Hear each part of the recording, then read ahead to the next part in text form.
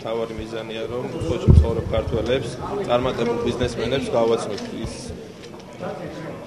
ის კლიმატი და ის საინვესტიციო კლიმატი, რაც ჩვენს ქვეყანაში დღესდღეობით არსებობს.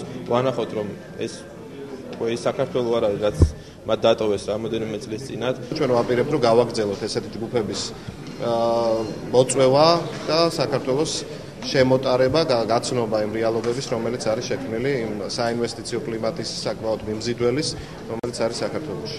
Შემიძლია ვთქვა, რომ საკმაოდ საინტერესო თემა არის ტურიზმის თემა. შავი ზღვის სანაპირო ზოლის განვითარების თემა.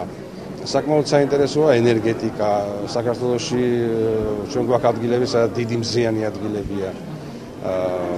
საკმაოდ საინტერესოა გეოთერმიული ენერგიების გამოყენება, იმიტომ რომ გვაქვს ეს გეოთერმული წყლები.